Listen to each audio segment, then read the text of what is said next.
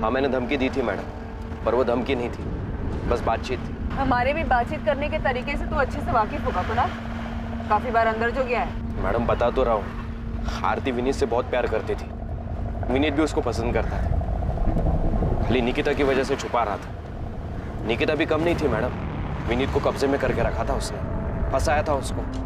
देख मेरे को बिल्कुल पसंद नहीं है कि तू एक साइड में मेरी बहन के साथ लाइकिंग खेले और दूसरी साइड में वो निकिता के साथ चक्कर चलाए। कुणाल प्लीज समझना, मैंने निकिता को कमिट किया है। कट हो गया अभी वो। देख मेरी बहन आरती तेरे से बहुत प्यार करती है, उसका दिल नहीं दुखना चाहिए, और निकिता को कैसे बाहर करना ये अब तू देख। आज से तेरा सारा लाइकिंग मेरी बहन के लिए रहेगा, समझा? और अगर ऐसा नहीं हुआ ना तो मेरे को बहुत बुरा लगेगा, और तेरे को मालूम है मेरे को बुरा लगेगा तो मैं क्या करूंगा। मैडम प्यार का मामला था इसलिए प्यार से ही निपटाया था। तो चिंता मत कर, हम भी तेरे से प्यार से पूछेंगे, बस इतना ध्यान रखना हमें बुरा ना लग जाए।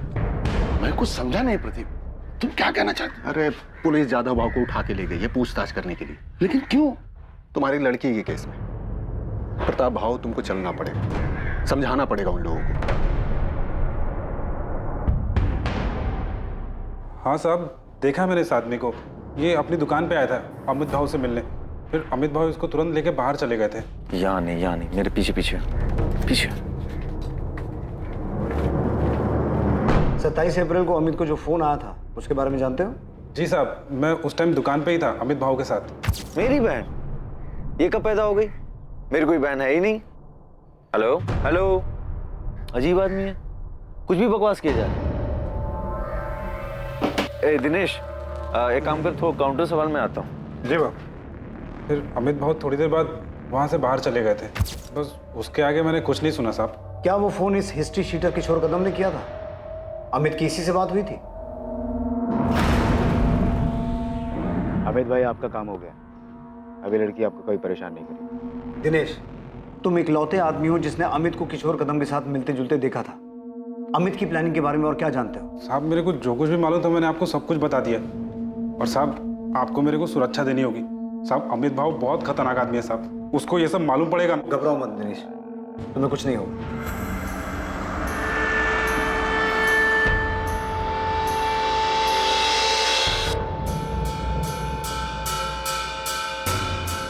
मोहिते, माने, मैंने महाबलेश्वर पुलिस को फोन कर दिया है, अभी निकलो, अमित भावे को उठा के लाओ। जी सर। अमित भावे, निकिता आप्टे का कजन, उसे पुलिस ने हिरासत में ले लिया था। उन्हें शक था कि इस भयानक वारदात में उसका हाथ है, क्योंकि हिस्ट्री शीटर किशोर कदम, जिस पर पुलिस को शक था, इस जुर्म को अंजाम देने के लिए इन्वेस्टिगेशन में अमित के साथ उसके संबंध सामने आए थे। दूसरी तरफ आरती तांबे का भाई कुणाल सामंत भी निकिता के केस में संदिग्ध था, और साथ ही साथ पुलिस को साहूकार विक्रम जाधव पर भी गहरा शक था। आरती, ये तुम्हारे कजन कुणाल सामंत की फोन लोकेशन है, जिसमें साफ दिखाई दे रहा है कि 27 अप्रैल को ये उसी एरिया में था जहां से हमें निकिता की लाश मिली। हाँ, तो मुझे इसके बारे में कुछ नहीं पता।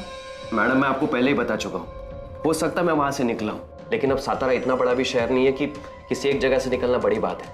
अब मैं वो दिन वो टाइम उधर से क्रॉस किया और उधर ही निकिता के साथ कुछ हुआ तो आप मेरे को फंसाओगे? मतलब क्यों आरती, इसने तुझे पहले सिखा दिया था ना कि पकड़े गए तो पुलिस के सामने यही बोलना है। मैडम, अगर इसने इतनी स्मार्ट प्लानिंग की है जो आप बता रहे हैं, तो आप ये भी बताइए कि सेम टाइम पे ये इतना बेवकूफ कैसे हो सकता है कि क्राइम की जगह पे ये अपना फोन लेके जाएगा। देखिए मैडम, आपको पता चला कि मैंने विनीत को धमकी दी थी, लेकिन ये बात तो मैं आपको पहले भी कह चुका हूँ कि हाँ मैंने किया, और उसके बाद भी मुझे कुछ ऐसा करना होता तो मैं ऐसा थोड़ी ना करता जिससे आपको कोई सबूत मिले और आप मुझे सीधा पकड़ ले। नहीं कुणाल, तू हर चीज में फेल हुआ है। तूने निकिता के मर्डर को सुसाइड दिखाने की कोशिश की है, जिसमें तू कामयाब नहीं हुआ है, तो उसमें भी फेल ही हुआ है। ये क्या बात कर रही है मैडम आप? निकिता मेरे को जानती थी तो वो मेरे साथ किधर भी आती क्या, और वो भी तब जबकि उसको ये पता था कि मैंने विनीत को धमकाया था। ये सच बोल रहा है, धमकी वाली बात को लेके निकिता ने मुझसे झगड़ा भी किया था। आरती, जब तेरे डोरे डालने से कुछ नहीं हो पाया तो तूने अपने लुच्चे लफंगे भाई को भेज दिया विनीत को धमकाने के लिए।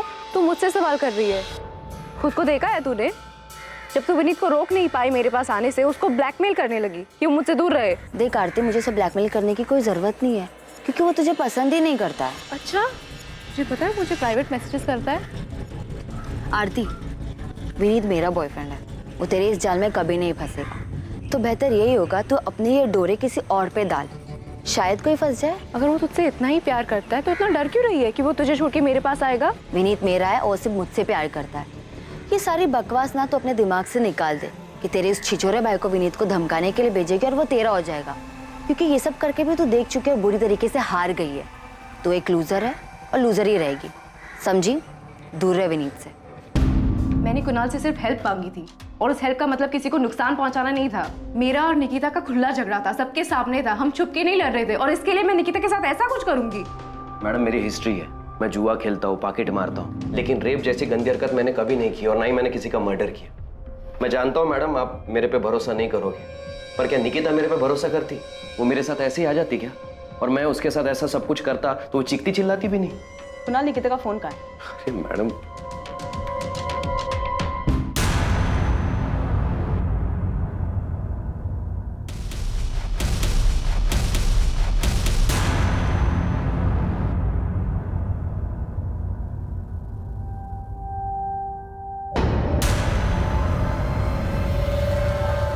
हमारे पास सबूत है कि 27 अप्रैल को जब निकिता का रेप और मर्डर हुआ था तो क्राइम सीन के आसपास ही था। मैडम उस दिन मैं किसी काम से वहां गया होऊंगा, पर मैं निकिता को नहीं मिला।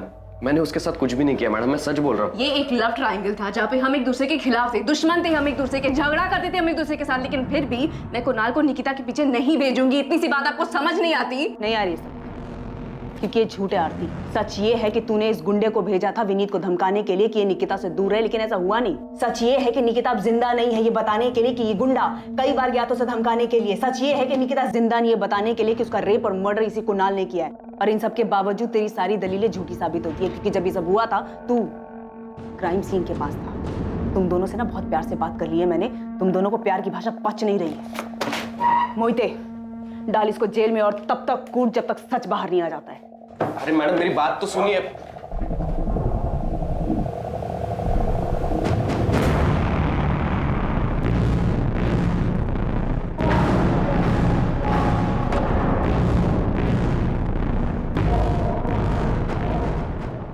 अगर हम विक्रम जाधव से पूछताछ कर रहे हैं तो इसमें आप इतना परेशान क्यों हो रहे हैं? आप मेरी परेशानी अच्छी तरह समझते हैं साहब। घुमा फिरा के आप यही कहना चाहते हैं ना साहब कि मैंने जादव बाबू से कर्जा लिया था और अपनी बेटी को उसके पास भेजा था ताकि ये कर्जा माफ हो जाए। हमने तो ऐसा नहीं कहा। तो फिर और क्या पूछेंगे विक्रम बाबू से आप?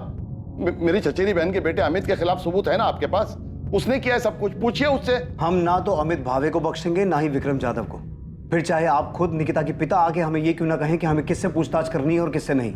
आप ये कहना चाहते हैं कि एक बाप ने खुद अपनी बेटी को उस आदमी के पास भेजा था जिससे उसने कर्जा लिया था? प्रताप राव जी, हम किसी ऐसे नतीजे पर नहीं पहुंचे हैं, लेकिन आप जिस तरीके से जोर देकर इस बात पे अड़े हुए हैं कि हमें विक्रम जाधव से पूछताछ नहीं करनी चाहिए, उससे कुछ चीजों पर शक हो रहा है। आपके लिए बेहतर होगा हमें हमारा काम करने दीजिए।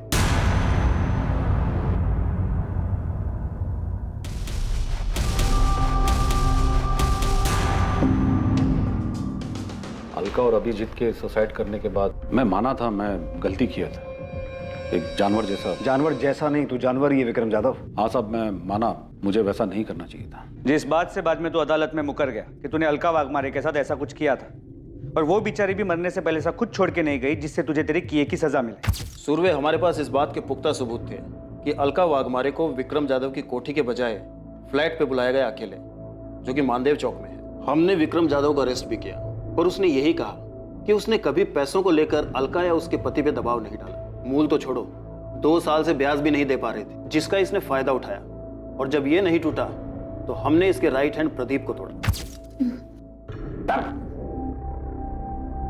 एक आदमी और एक औरत ने सुसाइड किया प्रदीप, और तू जानता है कि ये सब तेरे उस जादव भाव के इशारे पे हुआ है। देख, वो तो जेल में जाएगा ही, अगर तू नहीं बोला तो तू भी जेल जाएगा। सच बोल रहा हूँ, अलका बहन खुद उधर आई थी। साहब ने खाली अभिजीत भाव को बोला था, अभिजीत भाव ने खुद अलका बहनी को उधर भेजा था साहब। जादव भाव, इनके घर का कीमत अभी कुछ 14-15 लाख होगा, उतने में हो जाएगा। भाव, मैं हाथ जोड़ता भाव, ऐसा मत करो भाव, सर से छत मत छीनो भाव, मैं सारा पैसे दे दूंगा भाव। तू खाली बोलता है, लौटाता नहीं। शुरू में खाली 4 महीना तू ब्याज भरा है, उसके बाद हर बार तू आता है खाली जबान देकर चला जाता है।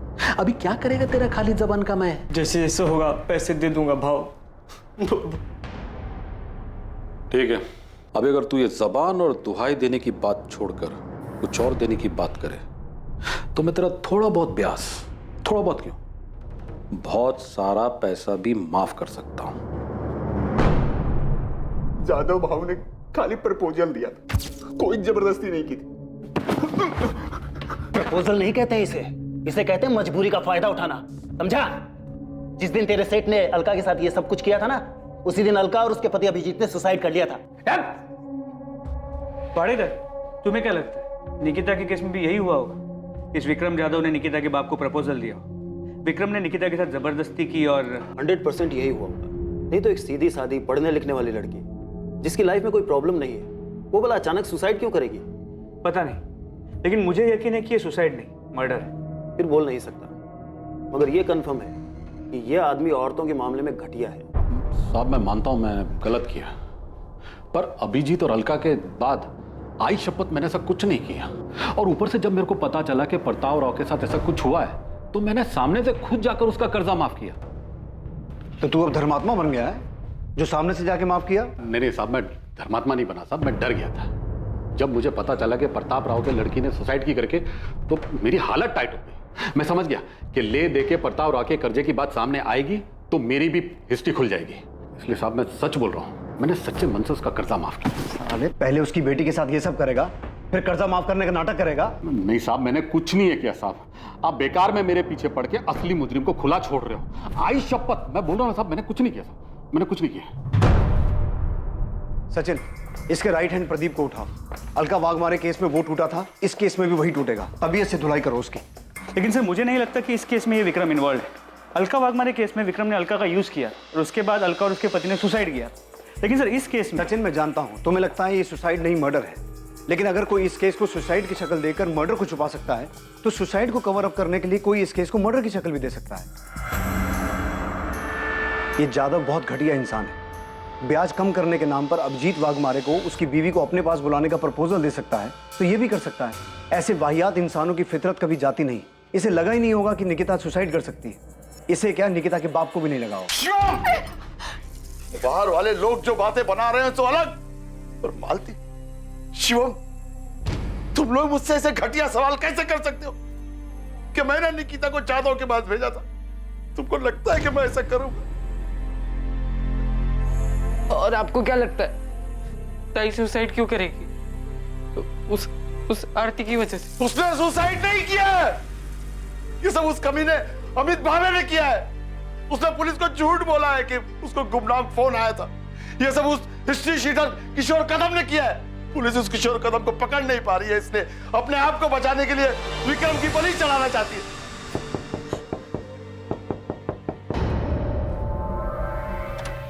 बताइए, अब आप क्या नया बताने आए? बताने नहीं, पूछने आया हूं। आपने हमें ये क्यों नहीं बताया कि विक्रम जाधव आपसे मिलने आया था, पर आप दोनों के बीच में डील हुई थी? मैं तुम लोगों का ख्याल रखेगा, तेरा भी शिवम का भी, समझ लेना। अब तेरे को कोई भी पैसा वापस देने का जरूरत नहीं है। मैं तेरा सारा कर्जा माफ कर रहा हूं। मैं तेरा दुख समझ सकता हूं। तो अगर वो खुद चल के मेरे पास आया और बोला कि तेरा कर्जा माफ, तो इसका मतलब आप ये निकालेंगे कि मैंने अपनी बेटी को उसके पास भेजा था? हम सिर्फ अपना काम कर रहे हैं। आपकी बेटी के मौत के बाद ये विक्रम जाधव जैसा घटिया आदमी अचानक इतना संत कैसे बन गया? मुझे नहीं पता, नहीं पता मुझे। मेरी हालत ठीक नहीं थी, इसलिए मैं पूछ भी नहीं पाया। इसका ब्याज टाइम पे दिया है मैंने, जाके पूछ लो उसको। विक्रम जाधव जो होगा सो होगा। आपकी हिम्मत कैसे है मेरे बारे में ऐसा सोचने की कि मैंने अपनी बेटी के साथ ऐसा कुछ किया है? ये सब उस अमित को बचाने के लिए तो नहीं कर रहे हैं आप? कितना पैसा खिलाया उसने ये सब केस घुमाने के लिए, हाँ? और सुसाइड बोल के केस बंद करने के लिए कितना पैसा दिया है उसने? एक कॉल क्या आ गया मेरे फोन पे, आप लोग तो मेरे पीछे हाथ धोकर पड़ गए, जैसे मर्डर मैं नहीं किया हूं। किशोर कदम कहाँ है? अरे कौन किशोर कदम? मैं किसी की दो डंडे की औकात नहीं तेरी, हमें पता है। वो गुमनाम आदमी का फोन नहीं था, निकिता के फोन से वो फोन तुझे किशोर कदम ने किया था। मैं तो पूछ रहा हूँ, साहब लोग पूछेंगे नहीं, सीधा तेरी आवभगत शुरू करेंगे, आरती उतारेंगे तेरी लॉकअप में। कुणाल, पुलिस ने मेरे पीछे अपने लोग लगा रखे हैं, मेरे हर मूवमेंट पे नजर रख रहे हैं, मेरे फोन रिकॉर्ड्स तक निकलवा रहे हैं। तेरे को क्या लगा आरती, तू विनीत के लिए बावलो जैसी हरकतें करेगी और उसके बाद तेरे से कोई कुछ सवाल नहीं पूछेगा? मैंने कभी नहीं सोचा था कि निकिता के साथ ये झगड़ा उसकी मौत पे खत्म होगा। तू मेरे पे इल्जाम डाल रही है क्या? देख, पुलिस को मेरे ऊपर पहले से शक है। तो क्यों ये सब बोलकर उनका शक गहरा कर रही है? और तो तू वहां पे करने क्या गया था जहाँ पे निकिता की बॉडी मिली थी? कहीं तूने तो नहीं? वाह वाह आरती, सही कर रही है। पर याद रख, अगर तू ये सब मेरे पर थोपेगी ना तो तू भी मेरे साथ कटघरे में है। मैं समझ गया तू कितनी सेल्फिश है। तूने विनीत के लिए मेरा यूज किया, और अब जब निकिता मर गई तो खुद को बचाने के लिए मुझे बलि का बकरा बना रही है। एक बात याद रख, अगर तू मुझे फंसाएगी ना तो तू भी नहीं बचेगी।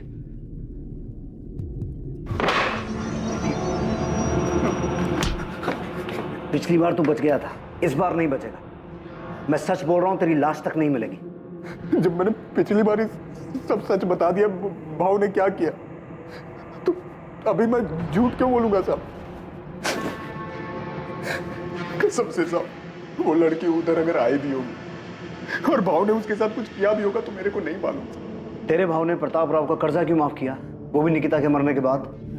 जितना मुझे मालूम है, भाव लड़की के मरने के बाद बहुत डर गया था। उसको वो अलका वाघ मारे वाला मामला याद आ गया था। अभी अगर भाव और प्रताप राव किसी खोपचे में कोई डील किए होंगे तो मेरे को नहीं मालूम। निकिता का फोन कहाँ है? नहीं पता साहब। निकिता उधर मेरे सामने नहीं आई। आई होती तो मैं फोकट में इतना मार खाता, झूठ बोलता वो भी भाव को बचाने के लिए। ये दुकान में काम करने वाले दिनेश को खड़ा करूं तेरे सामने, बुलाऊं उसे? वो भी बोलेगा और तेरे कॉल रिकॉर्ड्स भी यही बोलेंगे कि तेरी किशोर कदम से बातचीत हुई थी। मैं मानता हूं कि किशोर से मेरी बात हुई। उससे बातचीत नहीं, उसे साजिश कहता है, जो तूने किशोर के साथ मिलके की थी कि पहले निकिता का रेप करना और फिर उसे पेड़ से लटका देना। बोल, यही प्लानिंग की थी ना तूने? नहीं सर, मैंने किशोर कदम को हायर किया था सिर्फ प्रताप मामा को धमकाने के लिए, ताकि वो मेरी जमीन मुझे वापस कर दे। और जो केस कोर्ट में चल रहा है वो केस कोर्ट के बाहर ही खत्म हो जाए। केस तो बहुत लंबा चलेगा और बहुत भारी पड़ेगा तुझ पे। सिर्फ धमकी देने के लिए हायर किया था उसे, तो प्रताप राव को धमकी दी उसने? सर मुझे नहीं पता कि काम किया कि नहीं किया, लेकिन निकिता को नुकसान पहुंचाने जैसी कोई बात नहीं हुई थी। भाऊ, खाली धमकी देने से कुछ नहीं होगा। उनको मालूम हो जाएगा धमकी तुम दिलवाए। पहले से कितना लुच्चा है तुम लोगों का, मालूम नहीं है तुमको? अब लेकिन ऐसा कुछ और नहीं करने का है, सिर्फ धमकी देना है, सिर्फ धमकी। तो अभी बोले ना उसका एक बेटा है, एक बेटी है, दोनों में से किसी एक को। अरे नहीं, ऐसा कुछ नहीं कराना है। ठीक है, फिर खाली धमकी का 1 लाख लगेगा, 50 एडवांस। और एक बार धमकी देने से कुछ नहीं होगा, कम से कम 3-4 बार देनी पड़ेगी, तब जाके असर होगा। ठीक है, ये रहा एडवांस। और याद रहे, हाँ, सिर्फ धमकी देनी है, सिर्फ धमकी। किशोर कदम कहाँ है? सर मुझे नहीं पता कहाँ है। तूने निकिता को इसलिए टारगेट किया था ना कि तूने उसे सेटलमेंट करवाने के लिए फोन किया था, पर उसने तुझे उल्टा सुना दिया? नहीं सर, मैंने ऐसा कुछ भी नहीं करवाया, और किशोर को सिर्फ मैंने जबानी धमकी देने के लिए कहा था। और तुझे क्या लगा वो इतना दूध का दूल्हा है कि तू जितना कहेगा वो उतना ही करेगा? साले रेप की हिस्ट्री है उसकी। किशोर कदम का फोन कब से बंद है? जब से क्या? जब से निकिता के नंबर से मेरे नंबर पे फोन आया था, तब से उसका नंबर बंद है। तुझे उस दिन फोन किशोर ने किया था, अपने फोन की बजाय निकिता के फोन से। उल्टा तुझे टोपी पहना गया वो, है ना? तो मुझे भी उस दिन 1 मिनट के लिए ऐसा ही लगा था कि कहीं किशोर ने कोई अलग कांड तो नहीं कर दिया, लेकिन मैं सच कह रहा हूँ सर, उस दिन फोन पर किशोर नहीं था। अजीब आदमी है, कुछ भी बकवास किया जा रहा है। तो मुझे बाद में ठनका कि कहीं किशोर ने मुझे फंसाने की कोई चाल तो नहीं चल दी। सर मैं बहुत घबरा गया था, मैंने किशोर को फोन किया, उसका फोन बंद आ रहा था सर, आज तक बंद है। तो तू उसी टाइम समझ गया था कि बहन मतलब निकिता, और किशोर ने 100% उसके साथ कुछ किया है। उस दिन किशोर को सिर्फ मैंने धमकी देने के लिए कहा था, और कुछ नहीं। और जो फोन पे आवाज थी सर, वो किशोर की नहीं थी। सर मैं सच कह रहा हूँ, मैं झूठ नहीं कह रहा। उस समय तक सारे नंबर मेरे मोबाइल में ट्रांसफर नहीं हुए थे, और किशोर को सिर्फ मैंने धमकी देने के लिए पैसे दिए थे। अच्छा, मतलब वो रेप और मर्डर उसने अपने मन से किए थे। चल मान लिया हमने कि तू बहुत ही शरीफ आदमी है। जा महाबलेश्वर जा अपने घर, जा आराम कर, जा जा। जब तक किशोर कदम मिल ना जाए ना, इसकी खूब सेवा करो, दिल से सेवा करो। निकिता के साथ जो कुछ भी हुआ है, यही साला उसकी जड़ है। सर मैं सच कह रहा हूं, मैंने कुछ नहीं किया सर।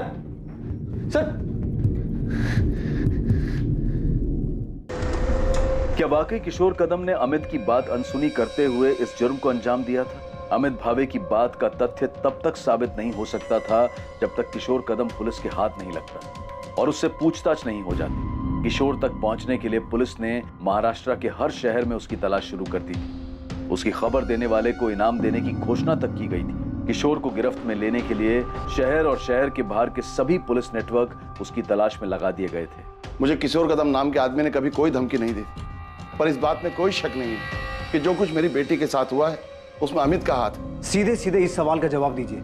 जब हमने आपसे पहले पूछा था कि आपका किसी के साथ कोई झगड़ा है, कोई दुश्मनी है, तब आपने हमें क्यों नहीं बताया? क्योंकि मुझे पता नहीं था साहब। मैं सोच भी नहीं सकता था कि जो आदमी मेरा रिश्तेदार है वो जमीन की लालच में इस हद तक गिर सकता है। मुझे ये भी कहाँ पता था कि निकिता का कोई बॉयफ्रेंड था, और ना ये पता था कि रोज की तरह वो उस दिन भी कॉलेज तो जा रही थी पर कभी लौट कर नहीं आई और मिलेगी भी तो इस हाल में। किशोर कदम अब पुलिस के लिए सबसे अहम संदिग्ध था, पर क्या वो सच में गुनहगार था? अमित ने जो उसे काम सौंपा था उसने उससे बढ़कर ये घिनौनी हरकत की थी। दूसरी तरफ विक्रम जाधव, जिसने निकिता के पिता को कर्जा दिया था, और कुणाल सामंत, जिसने अपनी बहन के लिए विनीत को धमकी दी थी, वो दोनों भी संदिग्ध बने हुए थे, लेकिन उनके खिलाफ कोई पुख्ता सबूत नहीं मिल पा रहे। इन सब के अलावा भी कोई था जो इन घटनाओं से परेशान था जो निकिता के साथ घटी थी। ऐसा भी कुछ था जो निकिता का बॉयफ्रेंड विनीत शुरू से जानता था, या शायद बहुत कुछ जानता था जो उसने पुलिस को नहीं बताया था।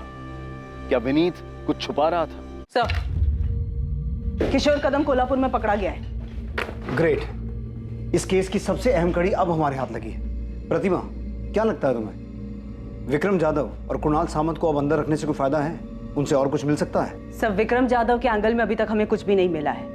हमने काफी लोगों से पूछा, काफी छानबीन की, लेकिन किसी ने भी निकिता को उसकी कोठी या फिर उस फ्लैट के आसपास नहीं देखा जहाँ पे उसने अलका वाघमारे को बुलाया था। और कुणाल सामंत? सर, उससे भी हर तरीके से पूछताछ की, लेकिन वो टूटने को तैयार ही नहीं है। सर, मुझे अभी भी लगता है कि आरती का इससे लेना देना है। जो अमित के केस में है वो आरती के साथ भी हो सकता है कि बात सिर्फ निकिता को विनीत से अलग करने की थी, लेकिन कुणाल उससे आगे बढ़ गया।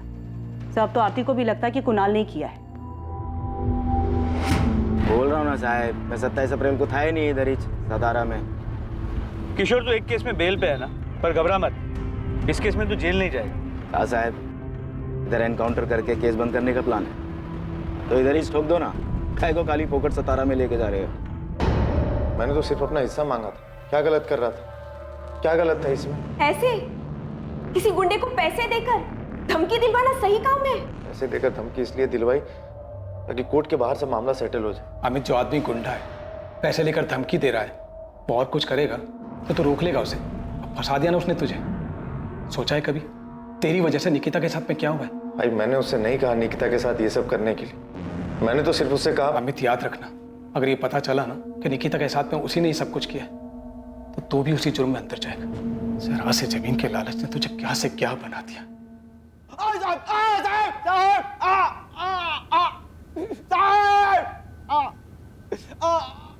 3 दिनों तक लगातार पूछताछ और मार खाने के बावजूद किशोर कदम ये कबूल करने को तैयार नहीं था कि उसने ये जुर्म किया था। वो सिर्फ इस जुर्म से ही नहीं बल्कि इस बात से भी इनकार कर रहा था कि अमित भावे से पैसे लेने के बावजूद उसने कभी निकिता को निशाना बनाया या उसके परिवार के किसी इंसान को धमकी भी दी थी। सोच ले किशोर, यही सड़ता रहेगा, बाहर की हवा कभी नसीब नहीं होगी। ना तुझे ना अमित भावे को। थक जाओगे साहब, मैं फिर भी यही बोलूंगा। हम नहीं थकेंगे, हमारी चिंता मत कर। अब अगर अपनी सलामती चाहता है तो ये बता कि रस्सी कहां से खरीदी? हाथ से गला घोंट के मारा या रस्सी गले में डाल के? साहब, जब इतना मान के बैठे हो तो मेरे मुंह से सुनने का क्या मतलब? साहब, मैंने पैसा धमकी देने के लिए लिया था और वो भी नहीं दिया, खाली पैसा कब्जी किया। लड़की का छोड़ो साहब, उसकी फैमिली के किसी एक आदमी के पीछे नहीं गया मैं। आप लोग मेरे को एड़ा समझते हो क्या? मैं लड़की के फोन से अमित को फोन करूंगा? मेरे को समझ में नहीं आता क्या? क्या देख रहे हो साहब, मैंने उस लड़की के साथ कुछ भी नहीं किया है। किसने नहीं किया? विक्रम जाधव ने नहीं किया, कुणाल सामंत ने नहीं किया, तो फिर किया किसने? सर, प्रतिमा विनीत से बात कर रही है, उसके और निकिता की आखिरी मीटिंग के बारे में। प्रतिमा को अब भी लगता है कि विनीत पूरा सच नहीं बता रहा, कुछ छुपा रहा है। मैडम, मैं कुछ नहीं छुपा रहा हूँ, सच बोल रहा हूँ। आरती के भाई ने तुझे धमकी दी। आरती और निकिता के बीच में तेरी वजह से झगड़ा चल रहा था, और निकिता ये भी जानती थी कि तू आरती को मैसेज करता था, फिर भी निकिता तेरे जैसे डबल ढोलकी पे विश्वास करती कि मैडम, मैं कोई डबल ढोलकी नहीं हूँ। आरती के साथ मेरा कुछ नहीं था, मैं निकिता से प्यार करता था। हाँ, कुछ टाइम के लिए मैं आरती की तरफ अट्रैक्ट हो गया था, और निकिता कुछ ज्यादा इस बात से डर गई। और इसी बात का डर उसे उस दिन भी था ना? नहीं, वो नाराज थी कि मैंने आरती को मैसेज की और इसी बात से परेशान थी। वो ये समझ ही नहीं रही थी कि वो मुझे लेके बहुत ज्यादा पॉजेसिव हो रही थी। परेशान हो गया था उसकी इस आदत से। और इस परेशानी का हल तूने ये निकाला कि उसे नहीं, बिल्कुल नहीं। हाँ, बस थोड़ा तंग जरूर आ गया। निकिता, तुम सिर्फ अपने बारे में सोचती हो। तुम्हें जो ठीक लगता है वही होगा, और मैं चाहूँ या ना चाहूँ मुझे भी वही करना पड़ेगा। अब मुझे भी लग रहा है कि मुझे सोचने के लिए टाइम चाहिए। क्या सोचने के लिए टाइम चाहिए? कि क्या बहाना बना के मुझे छोड़ सको, कैसे उस आरती के पास जा सको? मुझे अपने बारे में सोचने के लिए टाइम चाहिए। क्या सही है क्या नहीं। हर बात तुम्हारे और आरती के बारे में नहीं होती। पक चुका हूँ यार तुम दोनों से। क्या कहा तुमने? तुम पक चुके हो मुझसे? निकिता, हमें एक दूसरे को थोड़ा टाइम देना चाहिए। ये हम दोनों के लिए अच्छा रहेगा।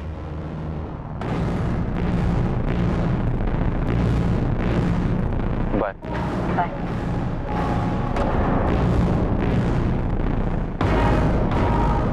आरती को लेकर उस दिन फिर हमारे बीच में झगड़ा हुआ। निकिता भी थोड़ी अपसेट हो गई थी, मैं भी परेशान हो गया था। इसलिए मैंने निकिता को उसके बाद कॉल नहीं की। मैं कुछ टाइम के लिए अकेला रहना चाहता था। उसका फ़ोन नहीं आया। मुझे लगा कि शायद वो मेरी बात समझ गई, इसलिए फ़ोन नहीं कर रही। ये बात तूने हमें पहले क्यों नहीं बताई? क्योंकि ये मैडम हमारा पर्सनल था, और निकिता के साथ जो हुआ है उसका इससे कोई लेना देना नहीं। तुझे कैसे पता लेना देना है कि नहीं? वो मवाली कुणाल या उसकी बावली बहन आरती, उन्होंने निकिता के साथ कुछ नहीं किया होगा? नहीं, मुझे नहीं लगता उन्होंने कुछ किया। मुझे लगता है निकिता के साथ कुछ और हुआ। कुछ और मतलब? ये तो मुझे नहीं पता, पर जो भी हुआ है उसका मुझसे कोई वास्ता नहीं।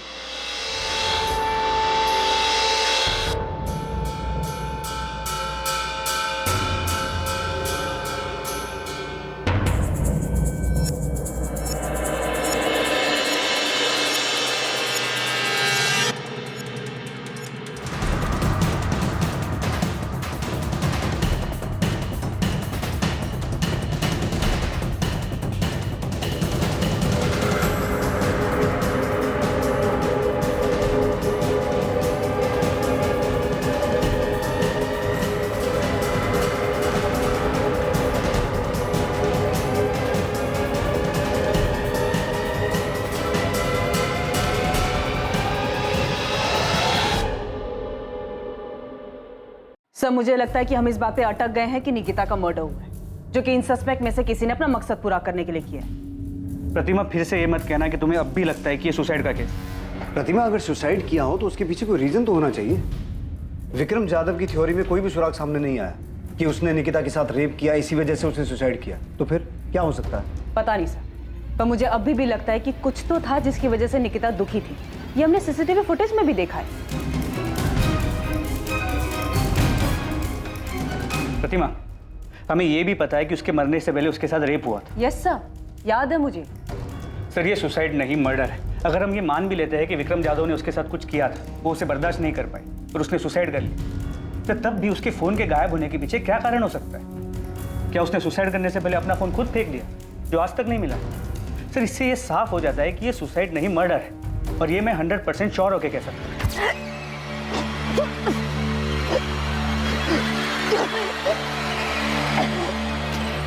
सर, निकिता को रस्सी से गला घोट के मारा गया और फिर उसी रस्सी से उसे पेड़ से लटका दिया गया। इसीलिए उसके गले पे सिर्फ रस्सी का निशान, और पेड़ पे लटकाने की वजह से उसकी गर्दन की हड्डी टूट गई, जो हमें कंफ्यूज कर रही है। सर, क्राइम सीन पे निकिता का फोन नहीं मिला है, जिससे ये साफ होता है कि जिसने भी निकिता को मारा है वो उसका फोन अपने साथ लेकर चला गया।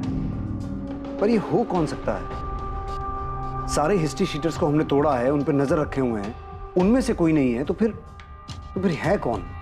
इस केस में अपराधी कौन था या फिर कौन थे, ये पता लगाना बहुत मुश्किल हो रहा था। हर एक एंगल के खुलने के बावजूद निकिता की मौत के पीछे के मकसद तक पहुंच पाना लगभग नामुमकिन सा लग रहा था। अब केस ठंडा पड़ चुका था, महीनों गुजर चुके थे। 27 अप्रैल 2019 को इस जुर्म को अंजाम दिया गया था, और अब अक्टूबर 2019 आ चुका था। लेकिन अचानक इस केस को एक नई दिशा मिलने वाली थी, एक नया रास्ता खुलने वाला।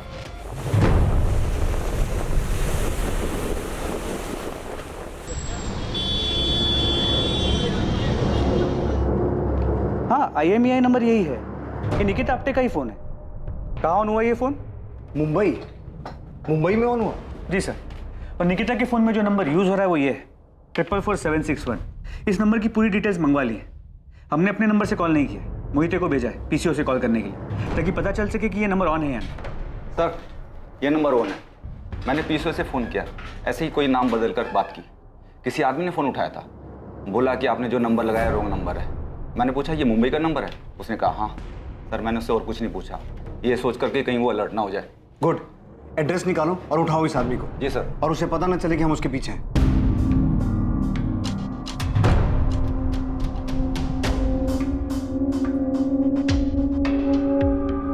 सर नंबर किसी अविनाश मोरे के नाम पे रजिस्टर्ड, कांदिवली का एड्रेस। फौरन मुंबई के लिए निकलो और इस आदमी को उठा के लाओ। प्रतिमा, इसकी फोटो निकिता की फैमिली को दिखाओ और पता करो इसे पहचानते हैं क्या, और ये भी चेक करो इसकी कोई क्रिमिनल हिस्ट्री है क्या। ठीक है सर।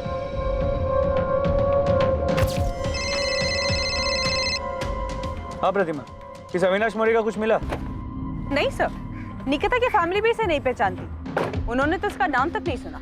ताज्जुब की बात, इस अविनाश मोरे ने अब तक फोन स्विच ऑफ नहीं किया, लगातार ऑन आ रहा है। सर मैंने साइबर टीम से दोबारा चेक किया, ये निकिता का ही फोन है।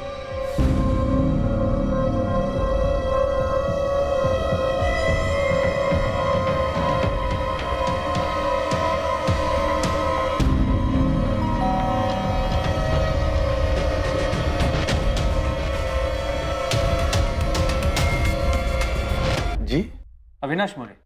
जी भाई हूँ। तू जो फोन यूज करता है वो कहाँ है?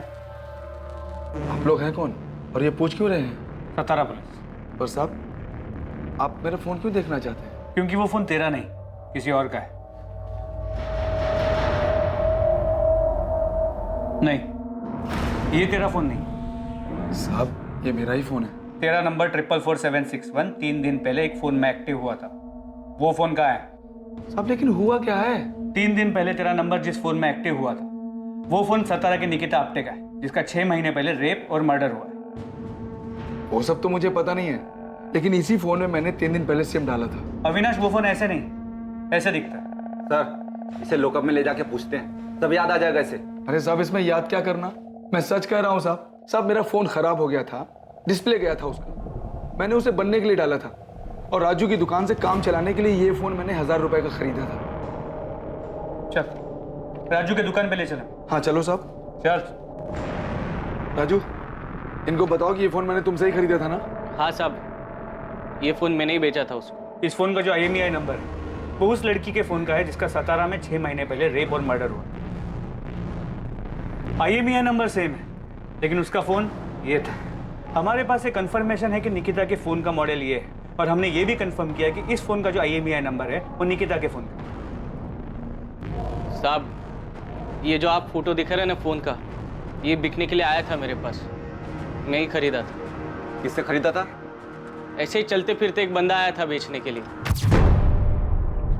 मेरे को ये फोन बेचने का है, बंद पड़ा है, चल नहीं रहा। चल ही नहीं रहा है? नहीं। अरे भाई इसका तो बॉडी भी डैमेज है, मेरे भी किसी काम का नहीं, खरीद के करूंगा क्या इसको? अरे देख लो, मोबाइल का दुकान है, कुछ काम आ जाएगा आपके, जो भी दोगे चलेगा मेरे को। मैं बोला 200 रुपए से ज्यादा नहीं देगा, वो बोला ठीक है और बेच के चला गया। तो फिर वो टूटा हुआ फोन का है, और उस फोन का IMEI नंबर इस अविनाश के फोन में कहाँ से आया? ये फोन का बॉडी एकदम डैमेज हो गया था, बैटरी वैटरी सब ठीक था, तो मैंने बाहर का बॉडी निकाल के फेंक दिया और अंदर का माल मटेरियल जुगाड़ करके ये फोन में फिट कर दिया। तुम्हें ये फोन किसने बेचा? उसका नाम क्या है जिसने बेचा? नाम तो याद नहीं साहब, 1-2 महीना हो गया अभी। देख राजू, हमें वो आदमी चाहिए, और अगर वो नहीं मिला ना, हम तेरी जन्म पत्री बना देंगे कि तूने सतारा में उस लड़की के साथ रेप और मर्डर किया। खाली फिल्म मेरे को काहे को फंसा रहे साहब, मैं तो खाली फोन खरीदा था। जिसने फोन बेचा उसका हुलिया याद है? साहब याद करने की कोशिश करता हूँ साहब। नहीं। ये भी नहीं। ये नहीं। ये था ना? नहीं साहब, ये भी नहीं था। जैसा वो सब बोले ना वैसा मैं आपको उसका हुलिया बताने को तैयार हूँ। सच्ची साहब, जितना याद है सब बताऊंगा, बिल्कुल नहीं घुमाऊंगा, कसम से।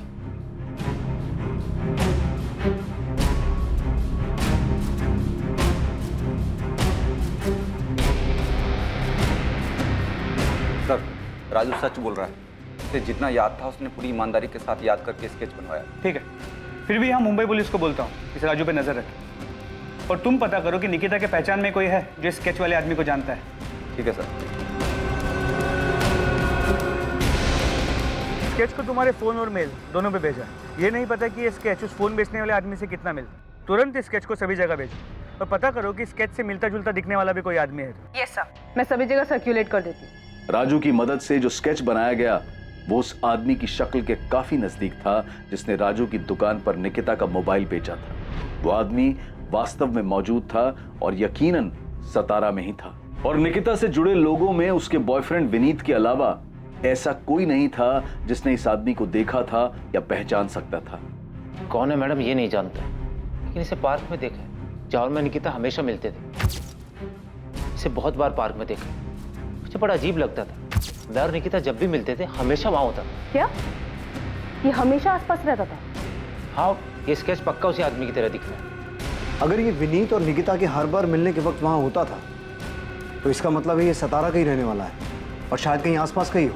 लेकिन सर इसकी कोई क्रिमिनल हिस्ट्री नहीं है, पर फिर भी मैंने गोविंद और बाकी खबी को काम पे लगा दिया ये पता करने के लिए कि ये कौन है और कहाँ रहता है। गुड, ढूंढो इसे ताकि इस केस को क्लोजर मिले और निकिता को न्याय।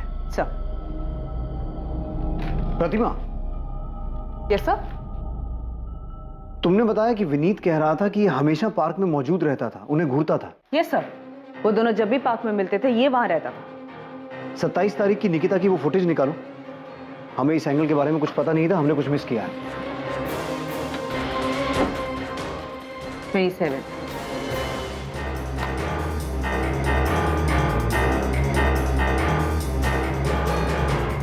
ये निकिता निकली, इसके पीछे तो नहीं दिख रहा है। एक काम करो, निकिता के दिखने से 5-10 मिनट पहले का फोटो चेक करो।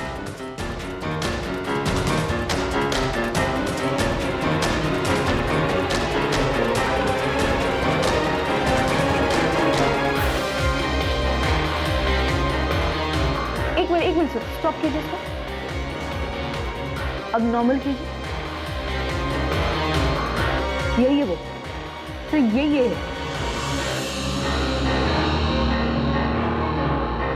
हाँ हाँ सर, ये वही आदमी है। क्या इसी ने निकिता के साथ निकिता का मोबाइल इसके पास था जो उसने मुंबई में जाके बेचा। ये है कौन? साहब इस तरफ प्रशांत केलकर नाम है इसका, इलेक्ट्रिशियन है, यहीं सातारा का ही है। पुलिस ने इस आदमी का स्केच बनवाया था। उसे 27 अप्रैल की सीसीटीवी फुटेज में पहचान लिया गया और पुलिस अपने मुखबिर की मदद से उस तक पहुंच गई। जी चल आजा। क्या हुआ साहब, क्या बात हो गई? साले 6 महीने से भटका रहा है, पूछ रहा है क्या हो गया? मुझे नहीं पता क्या हुआ। चल अब चल। प्रशांत केलकर नाम है उसका, इलेक्ट्रिशियन है। विनीत ने बताया कि निकिता विनीत जब भी पार्क में मिलते थे ये हमेशा वहां होता था। ये कौन है? ये किशोर कदम की तरह कोई दूसरा आदमी जिसको अमित ने पैसे देकर निकिता को? नहीं, प्रशांत हिस्ट्री शीटर नहीं है। उसे पुलिस स्टेशन ला रहे हैं, फिर पूछताछ करेंगे उससे। मैडम इस आदमी का मेरी बहन से क्या लेना देना? पता नहीं शिवम, अभी कुछ नहीं बता सकता। ऐसे ही बोलेगा या इलेक्ट्रिक शॉक खाएगा? बिना झटका खाए बोल दे, बेहतर है। निकिता का फोन तेरे पास था, उस मोबाइल शॉप वाले राजू ने तुझे पहचान लिया। अरे ऐसे प्यार से नहीं बोलेगा सचिन। प्रशांत केलकर, निकिता के साथ वो सब तूने किया ना? मैं सही बोल रहा हूँ?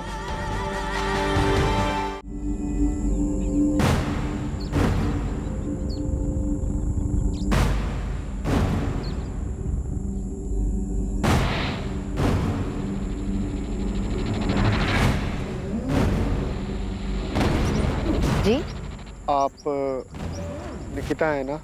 हाँ क्यों? आपसे कुछ जरूरी बात करनी है। क्या बात करनी है? आप हो कौन? वो मैं आपके पापा को जानता हूँ। पहले बताओ तो सही, आप हो कौन? क्या बात करनी है आपको?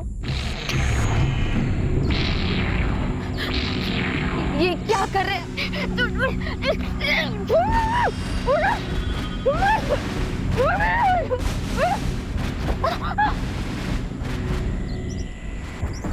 क्या आप मेरे साथ चल, वरना यहीं काट दूंगा। प्लीज मुझे जाने दो। मेरे बैग में कुछ पैसे, मेरी घड़ी, मेरा फोन सब ले लो। प्लीज मुझे ऐसे जाने दो। मुझे ये सब कुछ नहीं चाहिए, मुझे सिर्फ तू चाहिए। सिर्फ तू, कब से तेरे पीछे हूँ, आज जाकर मिली है तू।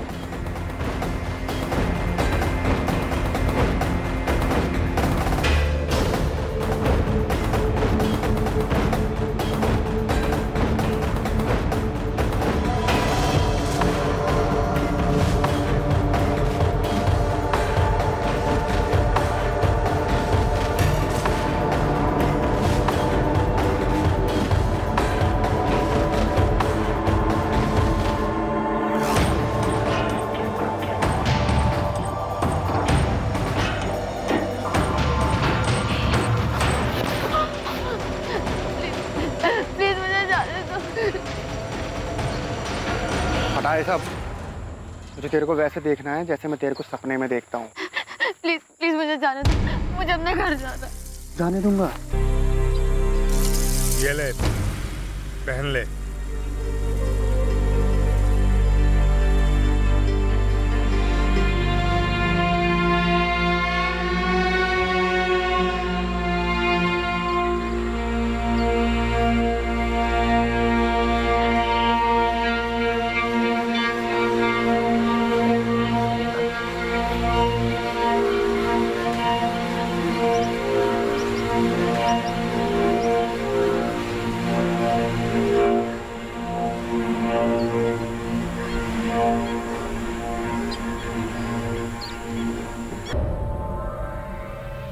तूने उसे देखा, वो तुझे पसंद आ गई, इतना कि वो तेरी सनक बन गई।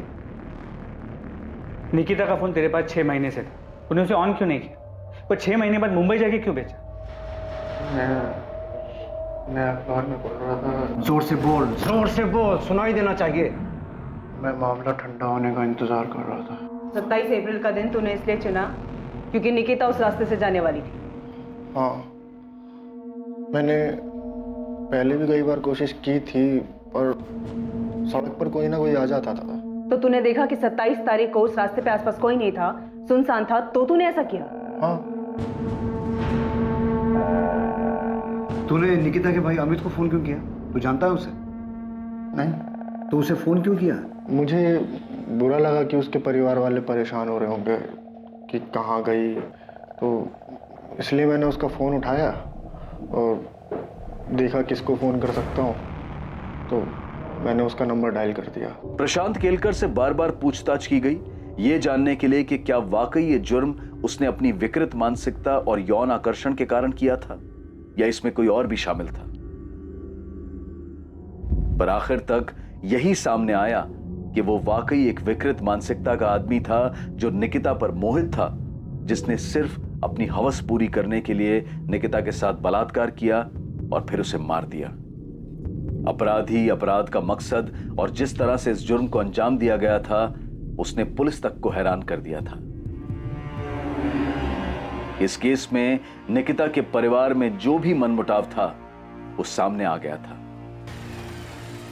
इस केस के जरिए संपत्ति को लेकर चल रहे विवाद के कारण कोई अपना ही निकिता के पिता को धमकी देने, डराने जैसे गलत इरादे रखता था, वो भी सामने आ गया। साथ ही एक लड़के को लेकर लव ट्रायंगल, प्यार के नाम पर दीवानगी भी सामने आई, जिसमें दो बेस्ट फ्रेंड्स के बीच एक लड़के की वजह से दोस्ती में कड़वाहट आ गई थी। पर निकिता के बलात्कार और हत्या का जो अपराधी था, वो निकिता और उसके जानने वालों के लिए चेहरे से, नाम से पूरी तरह से गुमनाम था। प्रशांत केलकर का इससे पहले कोई क्रिमिनल रिकॉर्ड नहीं था और साथ ही मनोवैज्ञानिक जांच में भी ऐसा कुछ सामने नहीं आया कि उसे कोई मानसिक बीमारी थी।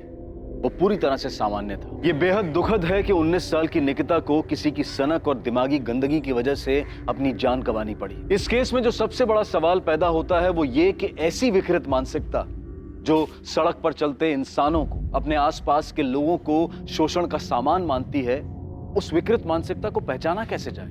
दरअसल ये मुश्किल है, आसान नहीं है, लेकिन जब भी किसी पर कोई शक हो या पता चले कि आपके आसपास ऐसा कोई व्यक्ति है तो तुरंत उसकी शिकायत करें। ऐसे लोगों से डरने की बजाय हिम्मत दिखाकर पुलिस में उनकी शिकायत करें और उन्हें उनकी सही जगह पर पहुंचाएं। खुद को और अपने आसपास के माहौल को सुरक्षित बनाएं। अब मैं अनूप सोनी आपसे विदा लेता हूं, फिर मुलाकात होगी एक और नए केस के साथ। देखते रहें क्राइम पेट्रोल सतर्क, सोमवार से शुक्रवार रात 10:30 बजे। और याद रखें, क्राइम और आपके बीच में सिर्फ इतना फर्क है कि आप कितने सतर्क हैं। सतर्क रहें, सुरक्षित रहें।